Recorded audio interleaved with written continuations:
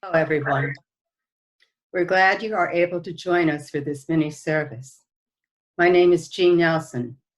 This service will be different from what you have seen over the last few weeks. Our speakers today are Connie Goodbread and Reverend Carlton, both from the UUA. This house is for the ingathering of nature and human nature. It is a house of friendship, a haven in trouble, an open room for the encouragement of our struggle. It is a house of freedom, guarding the dignity and worth of every person. It offers a platform for the free voices, for declaring, both in times of security and danger, the full and undivided conflict of opinion. It is a house of truth-seeking, where scientists can encourage devotion to their quest, where mystics can abide in a community of searchers. It is a house of art, adorning its celebrations with melodies and handiwork. It is a house of prophecy, outrunning times past and times present, and visions of growth and progress. This house is the cradle of our dreams, the workshop of our common endeavor.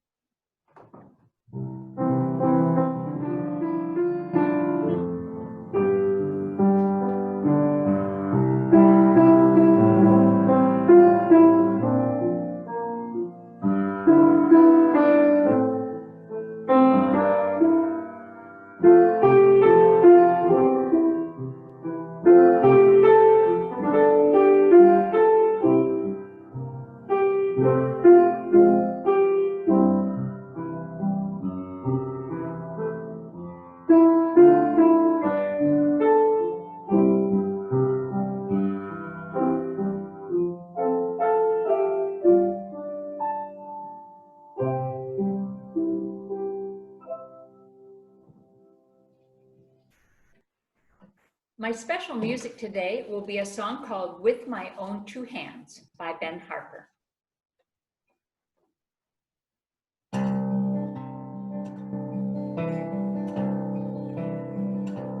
I can change the world with my own two hands, make it a better place with my own two hands, make it a kinder place with my own two hands, with my own two hands. I can make peace on earth with my own two hands. I can clean up the earth with my own two hands. And I can reach out to you with my own two hands, with my own two hands.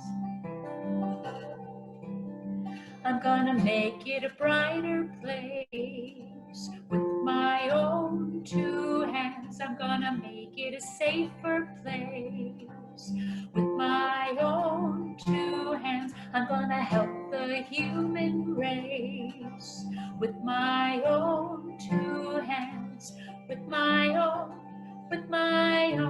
two hands, with my own two hands.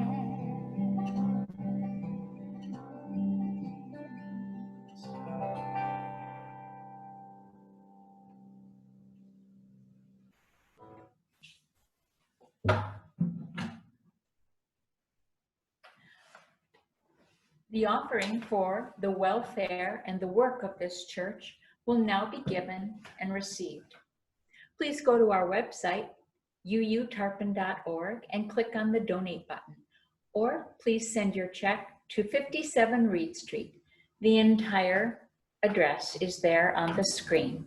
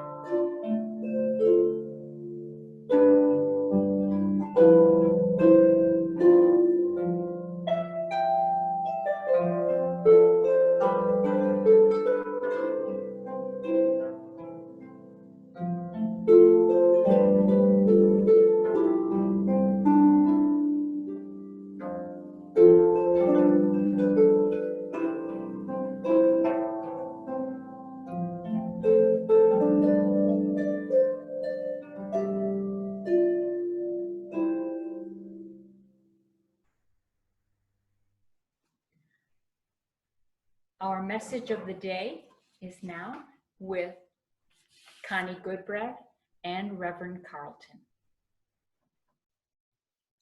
I'm Connie Goodbread. I'm one of the co-leads of the Southern Region staff team.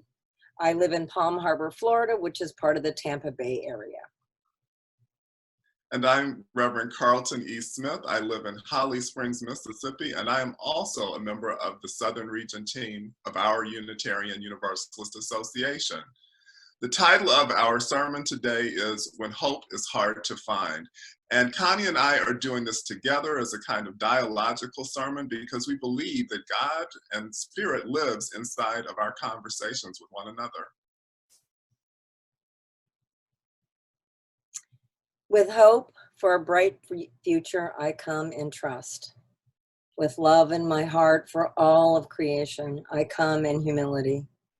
Seeking justice for all, marginalizing none, I come in open-mindedness. With courage, I come willing to be transformed. With great joy, I come to bind myself to you so that together we can do what I cannot do alone.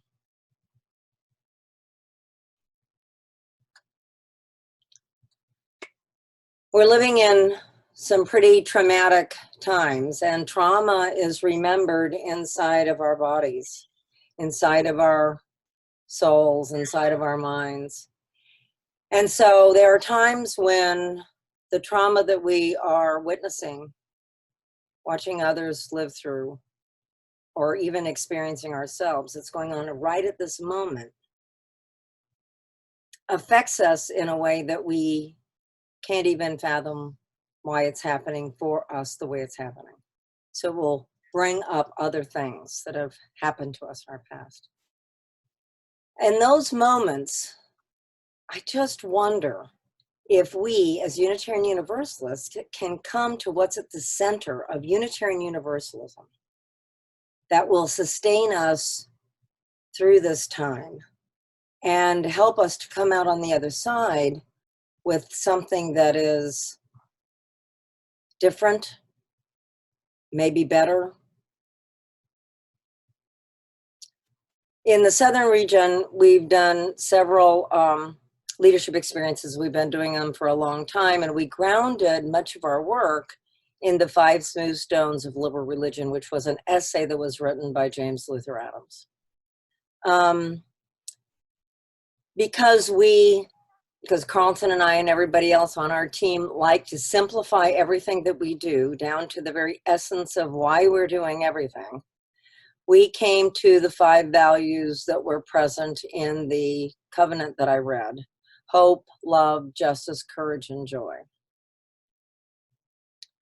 So in the song by Carolyn McDade, she says, "I'll bring you hope when hope is hard to find." So I'm wondering, what brings us hope? What do we cling to? And how have we seen hope played out? Carlton, aren't you reading you were talking to me about reading a book recently? Yes, the book that I am reading now is a book entitled Embracing Hopelessness, which is by the theologian, preacher, and scholar Miguel de la Torre. And it has me giving some additional thoughts to what hope means and what hope can mean for each of us. And there was one sentence in here that I found especially powerful, because he's doing his theology from a liberation perspective. And he tells us that hope is possible when privilege allows for a future. And in the midst of our conversation about hope, I'm holding that intention with what I believe is that hope can be a very powerful thing, along with this idea that he presents, that it's really only available to those of us who have the means and the resources with which to, and the history, past history, with which to have a hopeful future.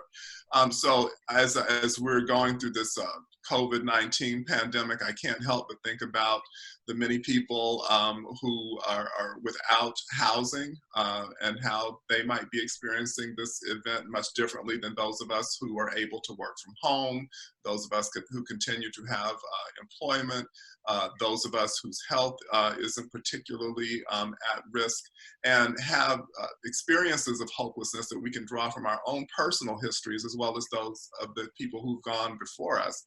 But I'm thinking about, you know, my ancestors who were enslaved, some of them for all of their lives. They would not have had the same experience of hopefulness because there wasn't hope for the folks who came before them or for them in their generation. But but hopefully, there's that word again. My hope is that we can move beyond the limitations of what hope means and are able to expand it in a way such that that we have the experience of motivation to make a difference in the world. And that's the point of his whole essay, is that if we're able to embrace and identify with the hopelessness of other people, then we'll be motivated to bring about change. And so hope is available to everyone then? Ultimately, yes. Yeah. That's right, yeah. But there's a possibility that hope could be available to more than just a few people. Yeah. Yeah. Yeah, but it's only going to come at the point that we are willing to embrace the severe lack that other people are experiencing when we're able to identify with them, because otherwise there's not a lot of motivation to change. But we're trying to work through that even as we're talking about it now. That's right. That's right. Yeah, so as you were talking, I was also thinking that we also have to take time to actually explain what it is we mean by these words. So what does hope mean to us, and what does hopelessness mean? And I think that you and I have experienced recently with meeting with different congregations that online in this medium that we're using right now, we've heard them say over and over again that their experiences are so outside of anything normal that they need places to go and talk about what they're experiencing without judgment, without fear of being seen poorly. And I'm reminded of, we teach systems theory at each one of the leadership experiences, and systems theory is our seventh principle, our interdependent web. And so it says that everything is connected. And it was hypothesized by Ludwig von Bertalanffy in the 40s. And in the book that he wrote called General Systems Theory, he applied the idea that everything is connected to all of the disciplines, all of the scientific disciplines. And when he came to linguistics, the chapter on linguistics is fascinating because it says that even when we speak the same language and we have grown up in essentially the same culture, even then, if we don't stop and talk about what it is we mean by what we're saying, we aren't actually communicating. Everybody walks away thinking they've been heard and thinking they understand the words of others, and they often don't. Do you remember that staff meeting that we had in Florida? We had condos. It was by Disney World. We had, there were the 9 of us there, and we had a meeting where we were given, each of us were given roles. We were doing role and lane. We were being given responsibilities and who was accountable for what. And I was given leadership development. And I was, oh my gosh, for the first time in this work, I was really clear on what my job was. And I thought, this is great. And so I'm driving home. Since the thing was in Florida, I got to drive home. So I'm driving home and I'm thinking the whole way, oh, wait, I wonder if everybody else thinks it's the same thing I think it is. So I called everybody on the team and I got 9 different definitions of what my job was. And we're even people that do the same work. So I think it's really important that we, as Unitarian Universalists, as human beings in general, stop and take the time. And this is another thing that we could be doing with this particular tool. We could be gathering in small groups and discussing very deeply the meanings that we hold for the words that we're using, that we're trying to communicate with one another. I'm also reminded of a story that two different versions of the same story from my father and my grandmother during the Great Depression. My grandmother was a very hopeful person. My father was not.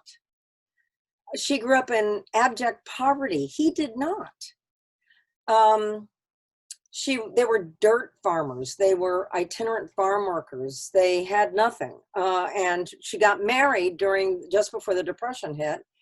And the man that she married was a lineman and was stringing lines from along the railroad tracks. And they got to live in boxcars. And so they made these boxcars into these little trailers with actually 3 rooms in them.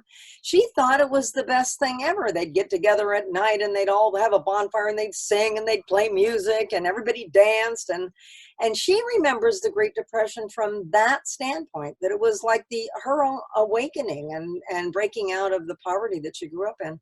And my father saw it as this horrible time where he never knew where they were going to be, and they were never sure about the food, and it was all just so desperate. So even then, even in the same household, you can have very different memories and very different experiences, and then very different meanings for the words. You had a story too. You told me a couple of days ago about a story when you were working in a hospital that was really interesting.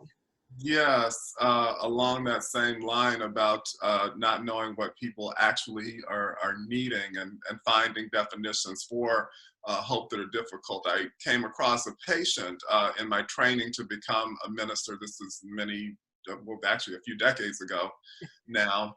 I was doing my internship at Overlook Hospital in Summit, New Jersey. I just finished my internship. I was doing my clinical pastoral education there. And it's a supervised chaplaincy where you're assigned to a floor and you go and visit the different patients on that floor. And it was suggested to me that I go in and see a man who had just had his leg amputated from just below his left knee. And I went in to be with him, and it's true, he was in, quite a state because it had just happened like a couple of days before, and he was really grieving all that he wasn't going to be able to do because he no longer had both of his legs. And I didn't know what to say to him in the midst of that. So I just, got quiet, and I was trying to figure out like what could I share, what could I offer as a word of hope or encouragement. And I didn't really have anything to draw from because, I don't have any experience that related to that. So I just got quiet, and the room got quiet for a while. And that gave him time to reach and find his own reserves and his own resources within himself. And he said, hey, but wait a minute, I still got my right leg. And he still had his whole right leg, and he started to wiggle his right leg around, and he just got very excited and grateful that he still had the full use of his other leg. And that was an example to me of, even in very challenging situations, if we can find our way back to gratitude, there is hopefulness that can be found in that. One of the ministers at a congregation I was attending as a young adult would say, something like, we're grateful that things are as well as they are, and just being grateful for that. And even in the midst of this pandemic situation, there are things that could be worse. I mean, it's very, very hard, and much harder for some of us than for others. But at the same time, if we use the fullness of our imagination, we can always say that, well, things could be worse. They actually could be worse. So this is something that I, ponder often myself. And then just thinking about, how we use words, another idea that comes to me is just the importance of when we come together, us being on a similar accord with each other. And that's why when we come together, as we're doing workshops or programs, we're often creating a covenant for the group so that when we're in conversation with one another, we have a common understanding of what it means to show respect for each other and set up practices that we're going to use so that each person has a chance to speak, that we're honoring that each person has a voice and something to add to the group. But we only get to that inside a conversation, as you were saying before, when you reached out to all of us on the team to find out like what we meant when we were using words. And so I think that's such an important aspect of it, and recognizing that relationship is part of what can bring us hope when hope is hard to find. Yeah, I also think that it's the thing that can bring us grace.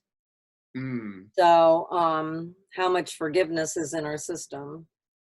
How often are we allowed to make mistakes and still be loved and mm, still be given the opportunity to be hopeful? And I think that, so in our tradition, the covenanting community, the covenantal community, um, is one of the ways that we build our beloved community. And it's only through the understanding of the words we're saying and the promises we're making, the deep understanding of what each of us means by those words, can we come to being in true relationship with one another. So I just keep thinking that now is the time. I loved it that in your example of the amputee, that what you used was silence. Because sitting in silence, almost in a Quaker kind of reverence for the silence, it's such a useful, breathing the same air, even if we're not in the same space, and what we're doing is sharing our lives together in this way, doing it with grace and with an understanding of what each of us means by what we say, is the way for us to live as Unitarian Universalists in beloved community. I really, really hope and pray that we can do that. I think that we are being called. And so each congregation really needs to take some time. Each human needs to take some time first to understand what's being asked of them. And then binding ourselves to one another, you and I, and we with the congregations, to do the work that we cannot do alone. That's beloved community. I pray that we can do that. yes, I pray for that also. And I pray that, as we're figuring out what these circumstances we find ourselves in mean, as we're coming to grips with that we, again, acknowledge that the things that lie before us don't necessarily have meaning built within them, but we're actually bringing meaning to them. One of the things that I feel that I could see myself having a sense of hopelessness about is just the spread of the pandemic. And one of the things that really concerns me as I look around, well, what happens, when the doctors, when the nurses, are getting sick from COVID-19, some of them actually losing their lives. So we had the case recently where one of the doctors took her life because she just couldn't, bear with the strain of like what she had experienced. So that in some ways has a sense of hopelessness around it. I mean, because if it comes to a case where they are no longer available, then what happens to the rest of us? But the meaning that I take from that is the possibility that we can bring meaning to those losses and those lives that are already gone. And the meaning that I bring to it is like, well, if they're willing to show up every day and be present with people and look into their eyes and hold the iPhone so they can see their loved ones for a last time, then those of us who don't have that work to do, we can at least do what we can to see that there is something on the other side of this, and we can continue to stand for justice and people having what they need, and a rethinking of our priorities as cities, as states, as a whole nation, such that there's something to build from and their lives weren't lost in vain. And so that's a place where I find hope as well, that we get to choose, what the meaning is, and we can look at the examples of bravery and courage that have gone before us, and that we can find now as a way of having a sense of hope. Oh, Carlton, may it be so. May it be so indeed.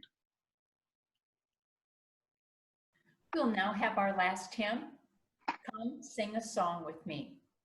Connie Goodbread referred to this right at the very beginning of their message.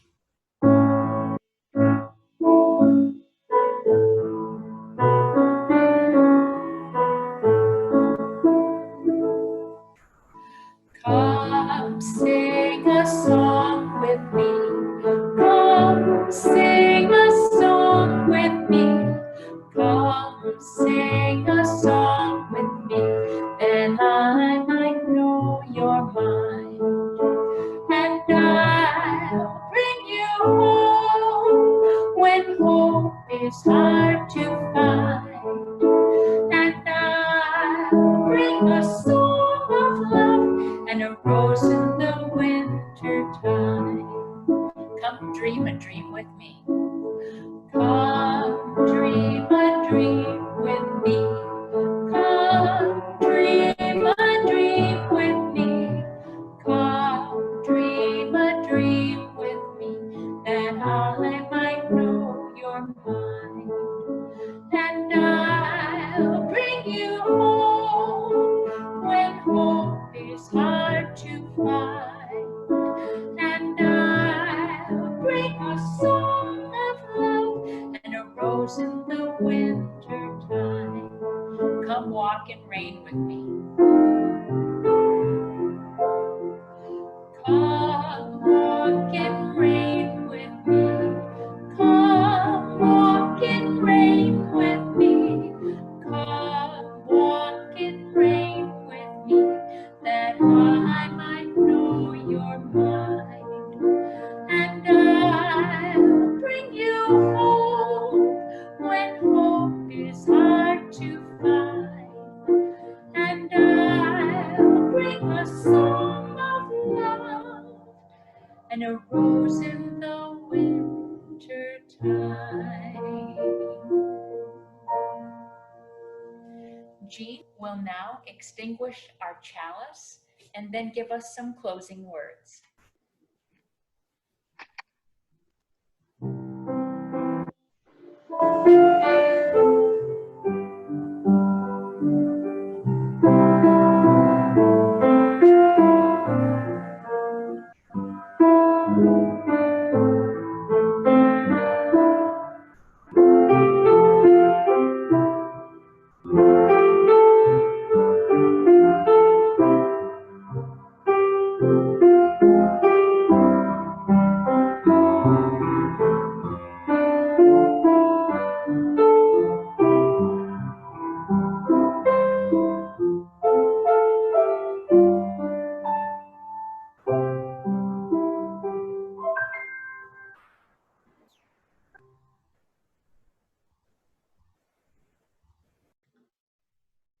Love is Our Spirit by Eric Williams.